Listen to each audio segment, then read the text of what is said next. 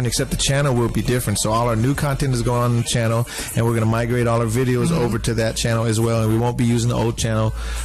So if you're waiting on that channel, you'll be missing it. So please do subscribe to our new channel, and it's real easy. Follow us on Facebook, thevoiceofstockton.org. You can find us everywhere. Keep watching us on our live streams, but that's it. We just wanted to break in and tell you that. And let's make Stockton better together. That's right. Make Stockton better together. All right. So, you know what? Let's start this track over because this is the best bomb song. And thank you for tuning in. Appreciate you. KXVS, the voice of Stockton, with Donovan and Mr. Details, Dustin Breakwell. This is Governor Don signing off.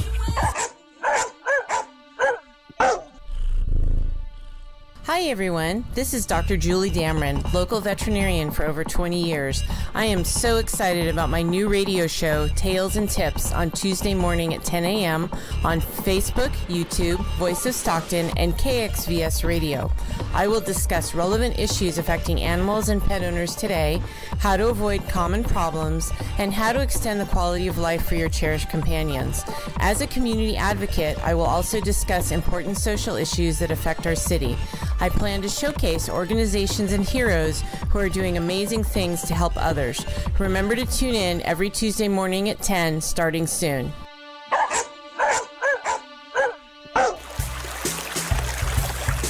This is Barbara Barragan-Perea with Delta Flows, a radio show by the Voice of Stockton and Restore the Delta. This is the weekly radio show where we discuss everything Delta related: the environment, water management, water quality, farming, history and culture, public events, recreation, Delta food, and the arts. Tune into Delta Flows on KXVS, the Voice of Stockton, streaming live on Facebook and YouTube at KXVS Radio. My name is Miriam, and I am the Voice of Stockton. The views and opinions expressed in the following program do not necessarily reflect those of KXVS, the Voice of Stockton, or its parents, affiliates, management, and staff.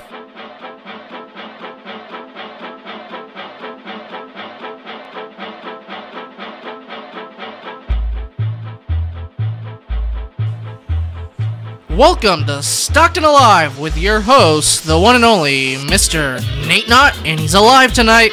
Yes, I'm actually alive tonight. Interesting how you put that. And as we say I'm alive tonight, it's because I've missed a couple shows, partly because I have had the same flu bug that's been going around all over Stockton and California. Also family commitments, the holidays, you name it. Extra work at RTD. Everything that could humanly possibly happen to keep me from doing a live show has happened. But tonight we marched in here and we're ready to roll. And we'll do, because we're getting to the climax of the football season with the upcoming Super Bowl. We have to call it the big game. The big game, yes. Yeah. Thank you. Okay. And because we're also getting into a point where it looks like Pacific may be having a bit of a revival in men's basketball, I decided to go ahead and do a sports show today. I know that always breaks your heart when I do a sports show. Light up those Lions fans. And I know that the people out there love it when we get into the social issues and we talk about the historic architecture and the buildings and the restaurants. But I wanted to have a guest tonight, but all things considered, I thought this would be a great way to start the new year. And of course, in the introduction, sometimes it says you want to relive the golden days of Stockton.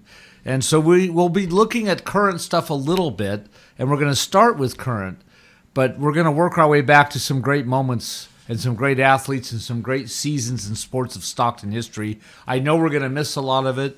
I know if you're listeners out there, there's going to be some things we'll skip or miss or lose some names. We're going to have to do a part 2 on this one. Yes, we will, Nate. So, but let's get it started here. First of all, let's talk about some really current successes that have recently happened. And I don't have a lot of details on this. This is one reason we'll have to have a part 2. But for anyone who missed it, Pacific brought back men's soccer just 3 years ago. And after kind of a rough first season, they were much improved last year. Well, this year they made the NCAA playoffs. I don't think everybody realizes that. They made it back-to-back years, and they did pretty good, but they got knocked out against Stanford. That's right. Those Cardinal. Yeah, and they got past the first round, and they won a home playoff game, which I don't think they had ever hosted in soccer before. So that was terrific. Women's field hockey was very good this year. And, oh, by the way, for Delta College fans, I'm going to do a whole nother show where we talk a lot about Delta College. For example, they've had some great basketball, men's and women, and some great volleyball teams. Great coaches, too. And they've had, yes, terrific coaches. And they had the baseball team just a couple years ago ranked number 1 in the nation. 2011, they won a state championship. Right. So we will come back to Delta. I just won't be doing much Delta tonight because I didn't have a chance to research Delta tonight. I had a chance to go back into my memory banks for things I knew and research some Pacific things. We should get the great Pat Doyle in here to talk about the Stockton Hall of Well, Fame. I think for Delta College, I would kind of like to have a guest come in and work with us on that. Because Delta, I don't immediately know that as well as I know Pacific. Mm-hmm. You're going to have to survive with me. I'm going to have a lot of Marco Rubio moments tonight, pulling in the liquid. We're on a shutdown, right? Yeah. I don't know. Marco's off, I think. So anyway, I'm going to have to keep my throat lubricated to get through this evening. I don't have a sore throat. I just have a voice that's about half laryngitis, and I'm going to have to fight my way through it. But I have my usual tools of ignorance with me. I have my pens, my whiteout, and the most scribbled set of notes I've ever brought into this show with me on several different pages.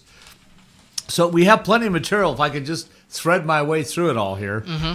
But I want to mention the Pacific's had some good things happening. The women's volleyball team got to play in the postseason for the first time in several years. Not the greatest record overall, but they're gradually, slowly, surely getting better and better and getting back. And we're going to talk about women's volleyball in a little while, a little bit more about the past. And that's going to be a part-timer, the second show also, because I simply don't have as much information on the great history of women's volleyball that they deserve for me to talk about. The great John Dunning. Right, and Terry Liskovich and all those great seasons, and Elena Oden, who, by the way, speaking of current, this is relatively recent, Elena Oden was just inducted into the Southern California Indoor Hall of Sports Fame. Wow. So, and she was All-American at Pacific, helped to win 2 national championships in women's volleyball. Great broadcaster also. Heather Cox was on the volleyball team at Pacific. Okay. Yeah. So, anyway, so first of all, I want to talk a little bit about the current state of sports in Stockton, then we'll delve back into all this great history. First of all, I have some concerns. First of all, Pacific, we've been, already mentioned Pacific several times. Mm-hmm. They've kind of lost the edge on attendance the last few years, although I was happy to see that they're incredibly thrilling and nail-biting and heartbreaking loss to St. Mary's the other night. They did have 3,300 people at Spanos Center. Mm-hmm. And that's kind of getting back into the range of attendance they had for many, many, many years. Had a hard-fought game against St. Mary's? Yes. Oh, yeah, they lost 72-69, and I think they only lost the game really with about 10 seconds to go. Mm-hmm. I think when St. Mary's hit the last 2 frees, well, even then they were only down by 3. But they beat BYU, who's BYU is always constantly good. In fact, I watched them beat BYU the first year they were in the WCC. They've played BYU pretty tough in Stockton. They've actually played St. Mary's extremely tough in Stockton, even beat them in a neutral court a couple years ago. And I believe February 8th, though, is when Gonzaga comes down for the annual trip. Mm-hmm. Everybody loves to put that on their calendar nowadays. Right. And last year, of course, they sabotaged Pacific by having them on New Year's Eve. That was terrible to have Gonzaga on New Year's Eve. So anyway, so I'm a little concerned about Pacific basketball having not been drawing well, but I think now that they're starting to win, they're going to get some notice. What is noticeable about this year's team is Pacific has traditionally been very methodical, very, very superbly well, fundamentally good teams with great execution. That was kind of the hallmark of Bob Thomason, the winningest all-time coach in the Big West Conference. Unfortunately, I don't have that exact total with me right now today. I know that Dustin may be able to dig that up before the show is over. But anyway, they are probably one of the most athletic basketball teams they've had in a while. And they're when they concentrate and they play defense, they are very, very good. That's why they've been pulling off these upsets and having these winning streaks. I have seen them play several times this year. The volleyball team now is drawing 500-600 a match. I was looking back what I was able to research on volleyball today, and I don't have as much as I'd like to have. I got those win totals for you, Nate, real quick. Oh, yeah. What's Bob Thomas? 489 wins, 348 losses. Geez, that's remarkable. It's remarkable both for the number of games he coached and for the overall record that he had. 4-time Big West tournament champions, 6 regular seasons, 5-time coach of the year in the Big West. Mm-hmm. And he surpassed Jerry Tarkanian and some other notable people for being the winningest coach in that conference. Yeah, and he also, high school, junior college, worked his way up. Right, all yeah. locally. He started, I think, at Turlock High School, went to Cal State Stanislaus, I want to say. Did he do Bakersfield also? Well, according to Wikipedia, I know that's not a great source, but he was assistant at Stagg in the 70s for a couple of years, then Escalon High's head coach, then Turlock High's head coach, then took over for Columbia Community College in the foothills for a while. Yeah, that's right. Then Cal State Stanislaus for a couple of years, then Pacific for all those years. Yeah, okay. And I remember I went and watched him coach one of the first games he ever coached, which happened to be when UNLV was in Stockton. Pacific did not have much of a record, but this is the great UNLV teams of Jerry Tarkanian, I might add, in the early 90s. And I remember Pacific was within striking distance with just a minute to go in that game, and they drew about 5,500 that night to the Spanos Center. That's when UNLV was, I don't know, number 2 or 3 in the nation or something like that. About like Gonzaga is today. So anyway, I'm concerned that Pacific has lost the edge on attendance. In the glory days of volleyball, they were one of the top drawing teams in the nation for volleyball, relative to volleyball now.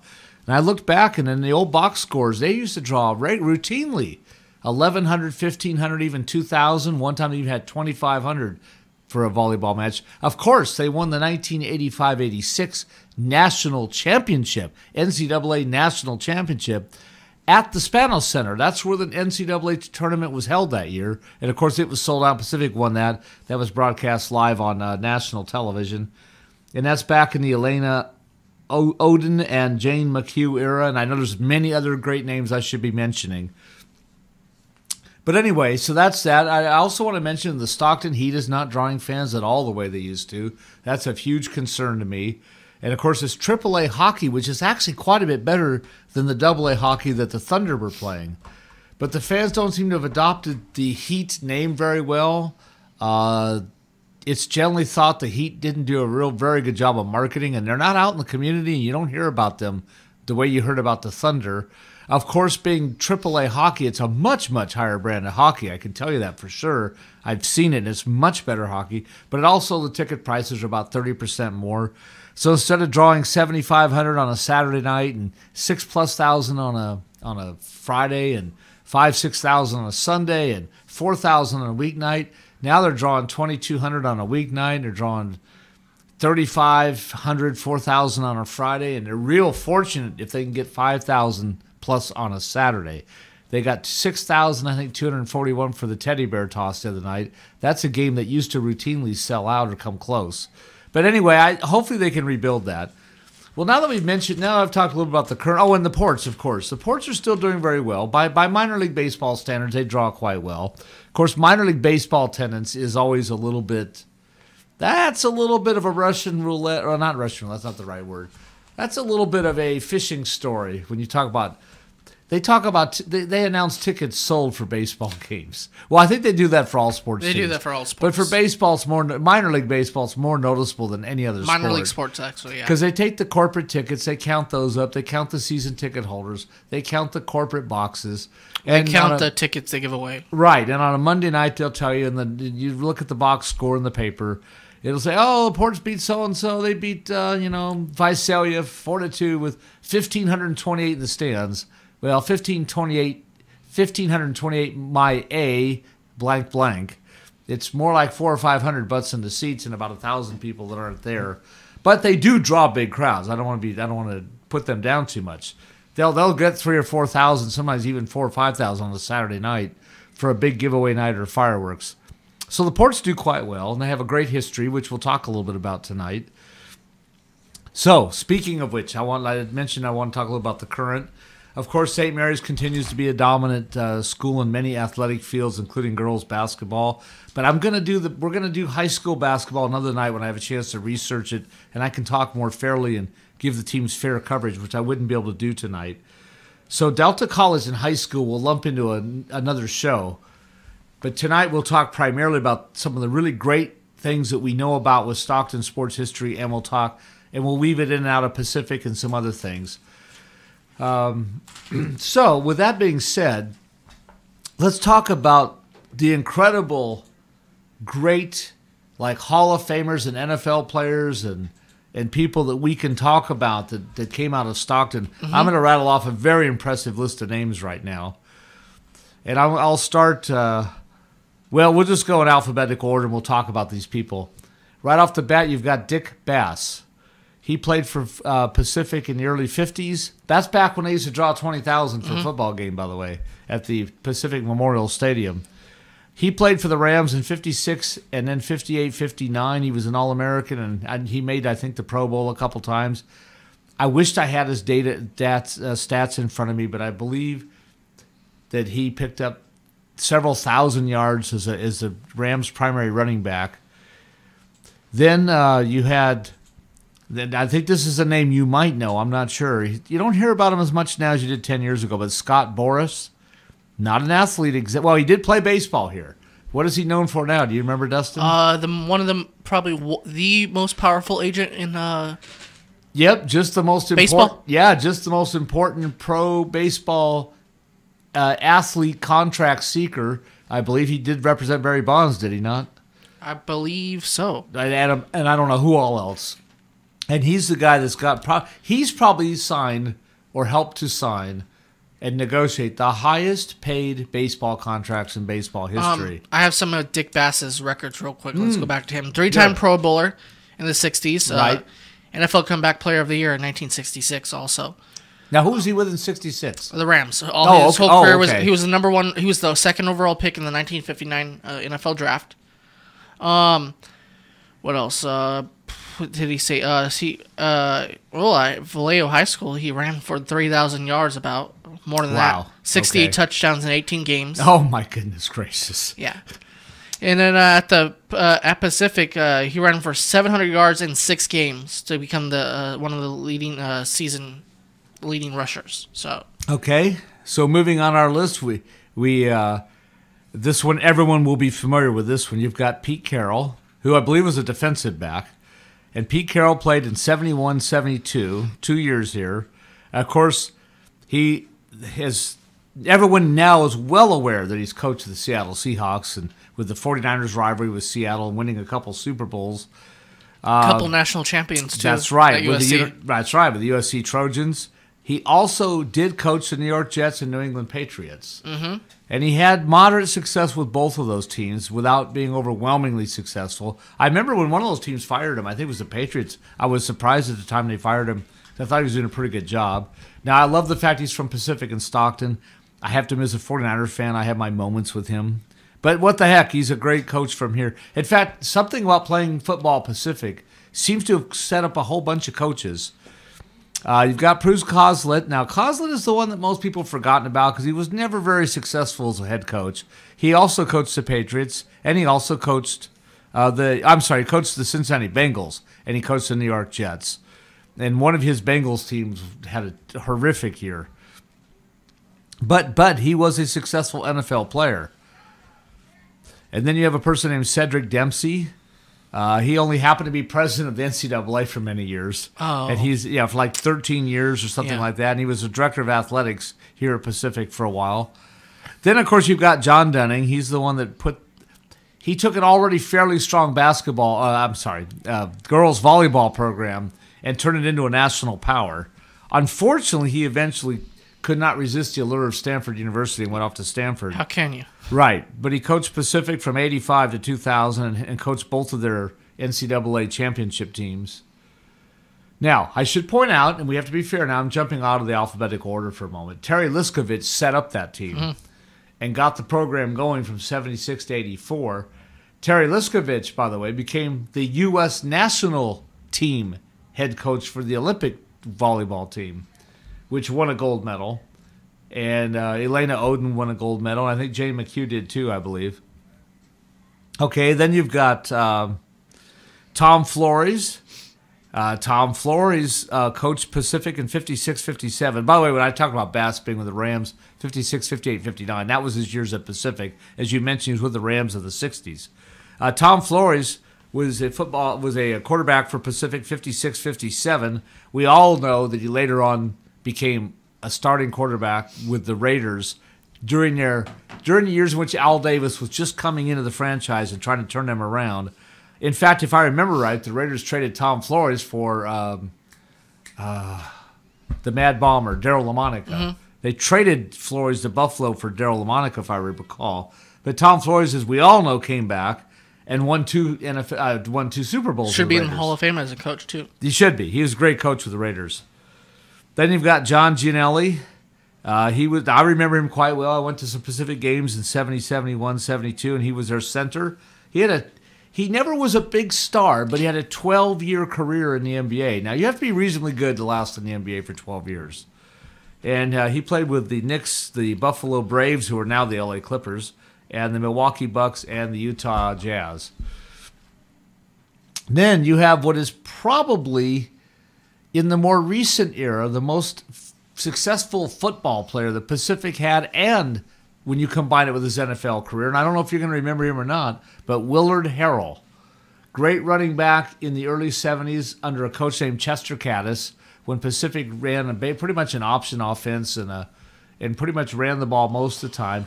Harrell played for 12 years in the NFL. Most of those were with Green Bay. Most or all of those were with Green Bay.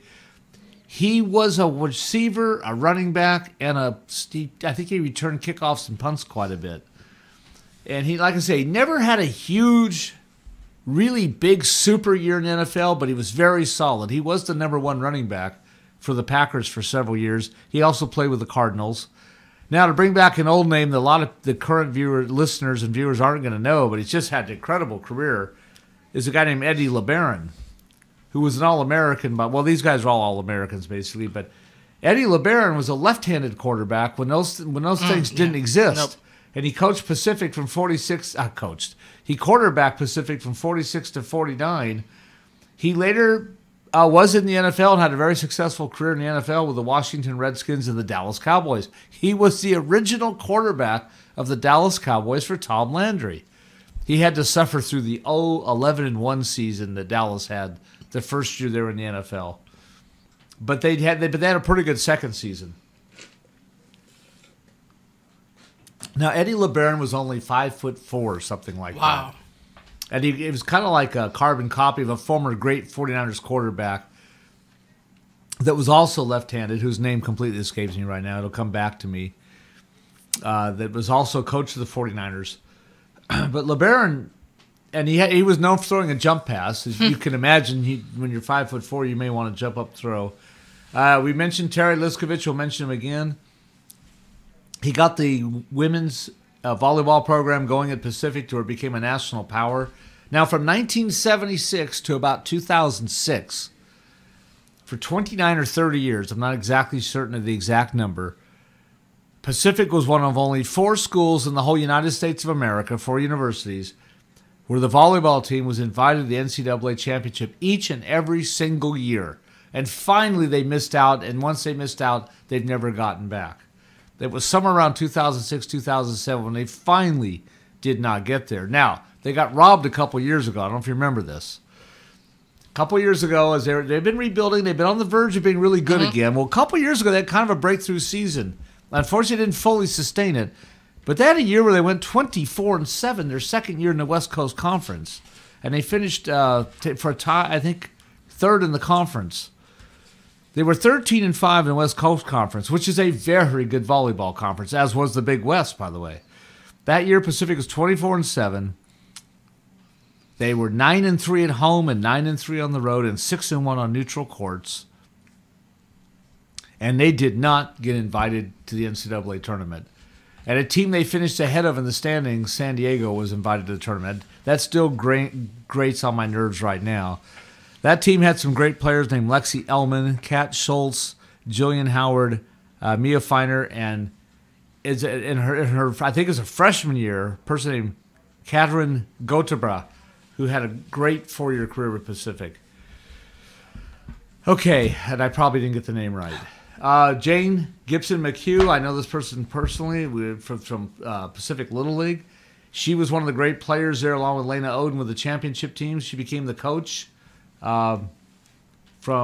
She became a coach in the early 90s. Unfortunately, I think she was a very, very, very strict disciplinarian, and the team she had she had some good teams. They made the NCAA tournament. They had some good records, but they never had a big breakthrough win or had a big breakthrough season. So that's always been a bit of a disappointment that such a great Pacific person, All-American, gold medalist, all that kind of stuff, that unfortunately never quite 100% hit the bullseye coaching the Tigers. Aleda Oden, we mentioned. She was there in 85, 86, 88, 89. She was All-American, and she's a two-time Olympic gold medalist in women's volleyball, the 92 and the 96 Olympics. Jane McHugh was a gold medalist in the 88 Olympics. Okay, that brings us to Michael Olowokandi. Do you remember Michael Olowokandi? Remember yes, the Candyman? Yeah. Yeah, he the Candyman, of course, famously, he lived in England, right? Mm-hmm. And he famously picked up a book of United States universities and opened up the page, put his finger down, and it landed on Pacific. And he says, "Wow, Pacific, is that something like the ocean? That sounds like, oh, it's California. I think I want to go there." Comes out here, hadn't really played basketball before, but he's 6'11". Pretty good athlete, obviously, and he did eventually develop into a really great college center. And, of course, he was the number one pick in the NBA draft. A lot of people consider his NBA career to have been a bust. I don't think that's exactly true. He had some pretty good NBA statistics. He had some pretty good NBA seasons. He had some pretty good games. He just wasn't the dominant player that they hoped. I think part of that was, unfortunately, he was drafted by and played in his formative years for the LA Clippers. Yes, he did. When they were just an atrociously bad franchise. And the very year he was drafted, there was an NBA strike. And he didn't get any kind of spring training or anything. Or I don't know if you call it spring training, but actually it's fall, really. They didn't get any preseason workouts. They started the season practically cold turkey. The Clippers were a terrible franchise, lousy talent. At that time, very poor coaching. And I think if he could have started out with a more legitimate franchise and better coaching, his career might have been better. He still had some pretty big years, though, with the Clippers. He led the Clippers in rebounding and block shots one year. And he had some pretty good years with the Minnesota Timberwolves when they also weren't very good. There's a person named Dan Reichert. He had a great baseball career. I vaguely remember him somewhat. He was an excellent pitcher for the Tigers. Played there from 95 to 97. That brings us to Brad Schumacher. Now, this is somebody I don't think gets enough attention in Stockton, and people don't remember him enough. Brad Schumacher is a double gold Olympic champion in 1996 Olympics as a diver and a water polo player. And he was a great player, Pacific, and I remember him just acing everything he did in the Olympics on national television. And that brings me to the last name on my list of this gallery of great champions that we're talking about here, Amos Alonzo Stagg. Now, what can you say about him? Maybe the best football coach, well, at least of his era. I don't know if you can't say of all time. It's hard to say that with so many other great coaches. Mm-hmm. I mean, you've got Lombardi and you've got Don Shula, and these other people had incredible coaching careers. But Amos Alonzo Stagg, at least in the first half of the 20th century, was the greatest college football coach in the nation. Mm-hmm. And he coached right here in Stockton with Pacific from 1933 to 1946. And I think it's the 1949 team went 11-0 with Eddie LeBaron as quarterback. And for reasons that I don't quite remember, they did not get invited to a bowl game. Of course, there's like 7 bowl games in those days. I think part of it was because Pacific's such a small university. They did get in a bowl game, a couple games under him, but I couldn't, in the time that I had to research it, I couldn't remember which ones and where. But in the mid to late 40s, they got in some bowl games, like an Orange Bowl or something. Wow. And so we're going to have to, when we get back to part 2 of this show, we're going to have to come back and go back, look more at Amos Alonzo Stagg. Of course, we've got the high school named after him. And speaking of Stagg, they had some incredible football teams in the late 50s, early 60s, and the mid 70s. And they had an incredible basketball team in the mid 60s. It was called the Century Kids. There isn't very many times that you can talk about high school basketball where a team is known for scoring over 100 points. And the Delta team was. And then even more amazingly, most of that team went on to Delta College and established what they did call the Century Kids at Delta College in the 60s. That's we got to go back and look at that on our part 2 show. Now, as we mentioned this, there's a lot of football in there we talked about with Pacific. Oh, by the way, there's other coaches we didn't mention. Yeah. Like Rex and Buddy Ryan come from Pacific. Mm-hmm. Let's see, who else? John Gruden. John Gruden, we missed him. That's right. And Charles Davis, who's a television commentator now. That's right. He was an assistant there for a couple of years. And, of course, Pete Gross. Tom Flores was also there. Right, Hugh Jackson played there. Yeah, I was going to mention Hugh Jackson. Yeah. In fact, he played in one of the games that was kind of bittersweet for Pacific. Pacific tried to make this big splurge to put the football program back on the map back in I want to say this is about 1993 or 4. Hugh Jackson was the quarterback. They had this huge promotional thing, tried to get a big crowd, and they got a pretty good crowd at Pacific to play UC Davis. Mm-hmm. Now, UC Davis at this point was Division II. Well, UC Davis came in and just for 2.5 quarters just pushed Pacific all over Memorial Stadium. It was embarrassing. Mm-hmm. It was something like 32-7 or 32-10, and then Hugh Jackson got hot, and he went absolutely crazy. And he was about like Russell Wilson, and he was throwing and running like the crowd started going crazy. But Pacific lost. I think they actually did get the lead with about a minute and a half to go, but somehow UC Davis hit a big play. And my memory serves me correct, UC Davis kicked a field goal on the final play of the game to beat Pacific. But Hugh Jackson was the coach. Now that reminds me of the greatest Pacific game I ever saw. I want to say it's 1973. It also was a day in which they were attempting to get a big crowd. And it was a Saturday afternoon day game. Pacific, one of the things they used to do to draw a crowd was occasionally have a big marching band review. They'd bring in a bunch of high school marching bands, and they would have a big halftime competition show. It was part of a whole weekend of marching band competition at Pacific with a big championship marching band thing on Sunday. So with all those bands there and all the families to support the bands, they got what was for Pacific a great crowd in that era. This is early 70s now. They hadn't been very good up to that point. Pacific's heyday for football was 40s and 50s. By the 70s, 80s, they didn't draw many fans. When I say didn't draw many fans, I mean they would draw somewhere between 5, 8, 9,000. Well, they had 16,000 something on this Saturday afternoon, and they're playing one of the two arch rivals that Pacific has back then. That would be San Jose State and Fresno State. Well, this one happened to be San Jose State. Spartans generally were a pretty good football team in the early 70s. This is back when it was the PCAA, the Pacific Coast Athletic Conference, later known as the Big West. Ironically, Pacific left the West Coast Conference for the PCAA to remain in football at that time. Because the West Coast Conference schools, made up of people like Santa Clara, St. Mary's, USF, were all dropping football right and left. And the West Coast Conference officially announced they're going to have to drop football as a conference sport. So Pacific went to the PCAA to remain in football. That's very ironic in the way you look at things today. So having said that, they've got 16,000 plus on a beautiful Saturday afternoon in what was then about 27,000 capacity Memorial Stadium, which means it looks nearly full with the fans scattered out. Well, and they're playing San Jose State. Well, lo and behold, by the middle of the third quarter, Pacific's down 27-6, and the crowd is very gloomy. It's kind of a hot day too, and you're sitting in the kind of the hot sun. You're kind of baking, and Pacific doesn't look too good. But I'm sorry, it wasn't middle of third quarter. It was early third quarter, and they were down 27-6 at halftime. But they got the ball and had this long, methodical march down the field, and they scored a touchdown. The only problem was it's like an 8-minute drive. You're thinking, well, that's great. It's 27-13. You know, the Tigers have some life, but there's not enough time left in the game for them to have two more long marches like that to win. But, of course, the next time the defense gets fired up and San Jose State goes like 3 and out. Then Pacific gets a big play all of a sudden, just right off the bat, a big play. I think Willard Harrell's playing in this game, by the way, and I think he broke a big run is what happened. They kick a field goal. Okay, now it's 27-16. Now the crowd's kind of into it. San Jose State, though, gets a march down the field going, but Pacific gets a big sack, and then following the sack, they get an interception.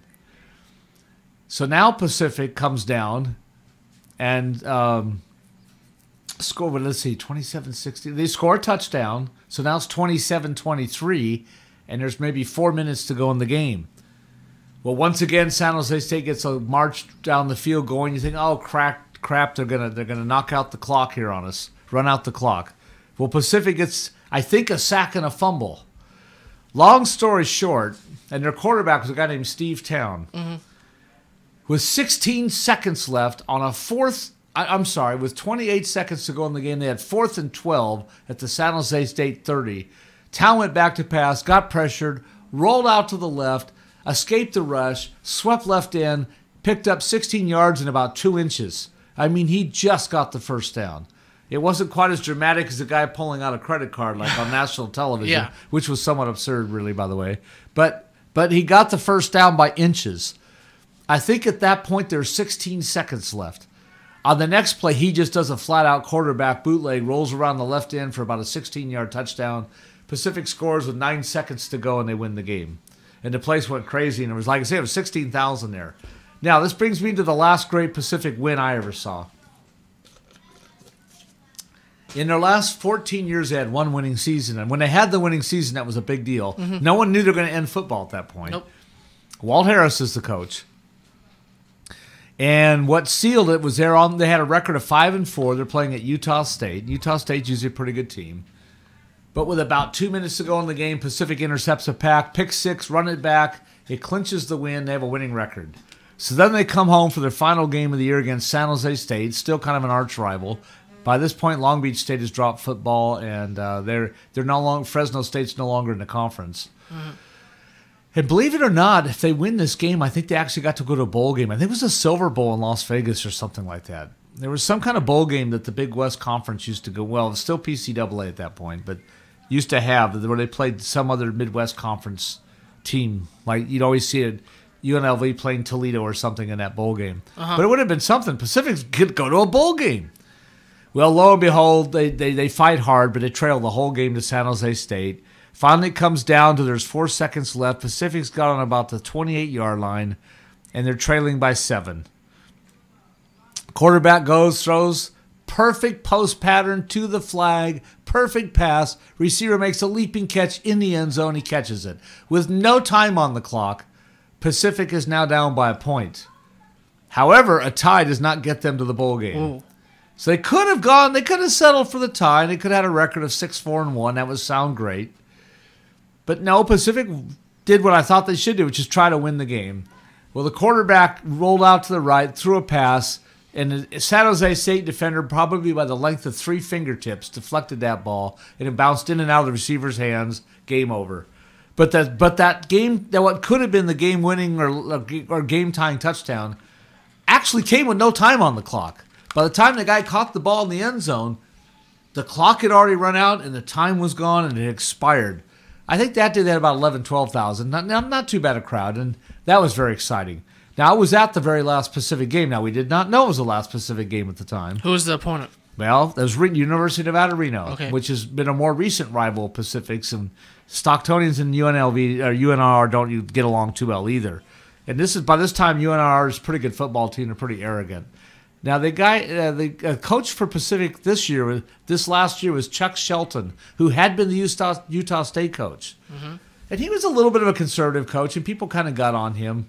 The team that year went 3-8, but that was so deceptive. First of all, they were rebuilding. Pacific was all freshmen and sophomores. And we now know they were good, by the way. These guys were good. If they could have kept this team together for another year or two, Pacific would have just stomped over people. Because a lot of these guys got big-time scholarships to big universities like USC, UCLA, and so forth after Pacific disbanded football. But anyway, so here we are, last game of the year. They're trailing, predictably, they're trailing UNR something like 28-6 in the third quarter. They come roaring back, and I had tickets to the Pacific Club, the big fancy club at that time. But I went out. But as the game got exciting, I went out in the crowd. I went where the people were. This is how Pacific's football history ended. With the crowd screaming and about 7 seconds left on the clock and Pacific trailing 28-26, they have the ball, I want to say 4th and 5 or something at about the 40-yard line of UNR. Too far to kick a field goal. Maybe you throw a Hail Mary, maybe you don't. What they did is, and Stockton's very own Joe Abdullah was in the backfield. There was once a very famous family called the Abdullah family, mostly from Edison High School, but a couple went to St. Mary's. He caught a swing pass out of the backfield, roared for the sideline, got knocked out of bounds just as the horn sounded at the 28-yard line. If he could have gotten out of bounds 0.5 of a second sooner, or if the Pacific scorekeeper had been a little bit more of a homer, if they'd had 1 second left on the clock, Pacific could have lined up and attempted a game-winning 45-yard field goal because they had the ball at the 28. Now, I can tell you exactly when Pacific football died officially because I remember when it happened live. I was listening to a Pacific basketball game. I've looked it up in my Pacific book here. On December 30th, 1995, Pacific was playing Texas A&M at the Spanos Center. It happened to be the very first game that John Olowokandi had a good game and became known as the Candyman that Michael, game. yeah. At halftime, on the live broadcast, they announced that Pacific has suspended football. They said suspended, and they made it sound like it might only be temporary. And at that time, Pacific's athletic director was a guy named Bob Lee. There's another name for you. Bob Lee's from Pacific. He became big-time quarterback with the Atlanta Falcons and the Minnesota Vikings. He played some NFL playoff games. Didn't win any, unfortunately, but he played in them. And he had some big wins on Monday Night Football also. He had a miracle win for the Atlanta Falcons on Monday Night Football. I think it's the Dallas Cowboys. Anyway, Bob Lee announced the football games at that time, but he was the athletic director. Shortly about 4 months later, he resigned because he just couldn't stay at Pacific without football. Yeah. But anyway, it was announced live at halftime of a Pacific basketball game on a Saturday night at the Spanos Center, December 30th, 1995. Pacific won that game over Texas A&M, something like 71-56, and Olowokandi had his first great game as a Pacific Tigers center. Okay, so we talked a lot about Pacific. Yeah, we have about 5 minutes left, Nate. Wow. Okay. Let's talk a little bit. Okay, with the time we already talked about a lot of these NFL players. By the way, another great football player from Pacific is Bob Hines. You may never have heard of him. I think he was an offensive tackle, but he played on the 1970. He played for a decade or more, but he was a starting lineman for the 1972 undefeated, untied Super Bowl champion Miami Dolphins. Okay, let's talk a little bit about the Ports then. We had some great baseball history with the Ports. Back in the mid-'60s, they were a farm team for the Baltimore Orioles. Now, I don't know how much you know about the Baltimore Orioles, but they had some incredibly great baseball teams in the late 60s. Brooks Robinson? Right, and they would have been considered one of the great all-time teams of baseball if they hadn't been upset by the Mets. And then they got upset again by the Pittsburgh Pirates a couple years later. But the 70 team, though, is the one that Brooks Robinson and them just dismantled the Cincinnati Big Red Machine. And that was crazy at the time because they had Johnny Bench. Right, yeah, Johnny Bench, Lee May, Tony Perez, Alex Young Concepcion, Clay Carroll's a pitcher, Don Gollett, and some other people. And the Reds eventually did become a dominant team in 75, 76. Oh, Joe Morgan, too? Joe Morgan, right. No, actually, Morgan wasn't there yet. Oh, he wasn't there yet? He was with the Houston Astros still. Okay. It's when they traded for Morgan in 72 that the Big Red Machine really got going. And that great World Series, I believe, 1974 against the Red Sox? 75. 75, yeah, 75. Yeah, Tommy Helms, I think, was the second baseman before Joe Morgan, if I remember right. Joe Morgan was then a guy who struck out a lot, hit a fair number of home runs, but struck out a lot with Houston Astros. But he did walk a lot and stole a lot of bases. But it was with the Cincinnati Reds that he really put it all together. He would have put it together anywhere, but I mean, it just happened to be when he got to the Reds. But something one of the batting coaches said kind of got him going, where he started hitting for a much higher average. But anyway, so the Baltimore Orioles teams of the late 60s that were so great, most of those guys came through Stockton and played at Billy Hebert Field. Another thing that happened at Billy Hebert Field is we had the Dave Dravecky game. Did you know that Dave Dravecky pitched here? Yes, I think so. I've heard of it. Yes, he did. Yeah. When he was coming back from his cancer and making his recovery in the 1989 season while the Giants were hot in the middle of a pennant race, he made his first rehabilitation start at Stockton's Billy Hebert Field, and they drew the largest crowd ever for a Ports game at Billy Hebert, about 3,800, which is about 700 beyond capacity. They had standing room only roped off down the right field line and all that kind of stuff. Was all Giants fans? Oh yeah, pretty much. And then I saw Barry Zito pitch here in Stockton at the Stockton ballpark a few years ago. Yeah. In the season in which he eventually did put it back together again. Barry Zito, thank God, had 2 good seasons with the Giants. And then he had the one great season where he helped them win the World Championship. People forget he won Game 5 in St. Louis when they were facing elimination, and then he won the opening game of the World Series. People forget that he was the opening game pitcher. That was the game where the Panda hit the 3 home runs. That was Barry Zito's game. He started that game, and Panda hit the 3 home runs. By the way, Panda did something there I swear that no one else has ever done, but I've never heard anyone announce this. I'd swear it was his first 3 at-bats that he hit the 3 home runs in that game. And I can't think of any other Major League player in history that hit 3 consecutive home runs and 3 consecutive at-bats, or did it in the first 3 at-bats of a game. That's crazy. But I've never heard that said by anyone. I have to look that up again. Yeah, because so with all the things we didn't get to, I was going to talk quite a bit about. 2 minutes left, Nate. Right. I was going to talk quite a bit about hockey, and I was going to talk about the transition from Billy Hebert Field to the Stockton ballpark, but we didn't even get that far. Mm-hmm. I also want to mention the California Cougars indoor soccer team, which I was heavily involved with and love that sport. I felt that sport never got a fair shake in Stockton, primarily by the Stockton Record, by the way. They just almost all but refused to cover that team. They ridiculed their attendance. I often want to say, well, gee, now the Pacific draws 1,400 for a men's basketball game. Are you going to ridicule Pacific? Because they would ridicule the Cougars for drawing 2,000 or 3,000 for a game. That's because at that time, it didn't look good compared to what the Thunder was drawing. The Thunder's first season, they averaged almost 6,000 fans a game. The second season, until they had some meltdowns with the ice and some other things happened, they had the first 2 months of the second season in Stockton with a really good team. They were averaging 7,400 a game. That's just astounding. Now they're only averaging, I think, 2,800 a game. Well, Nate, it's been a fun show, and great knowledge as always. Yeah, we actually, it's going to be a 3-part. I Okay. think it's going to be a 3-parter. We got high schools, we got Delta, and we missed out on a lot of stuff to do with quite a few things we didn't even mention. We didn't mention Dick Ehrenberg's great game at the Civic Auditorium, which we had before. The late great Dick Ehrenberg and the late great Keith Jackson. That's right. Oh my! With then Dick Ehrenberg and Keith Jackson's "Whoa, Nelly." Yeah, whoa, Nelly. Yeah. Well, this has been another edition of Stockton Live with Nate Knodt right here on KXVS, the voice of Stockton. Thank you for tuning in, and we will all see you very, very soon. Whoa, Nelly, I'm going to miss the train here as it leaves the station. On KXVS, the voice of Stockton. Good night, everyone.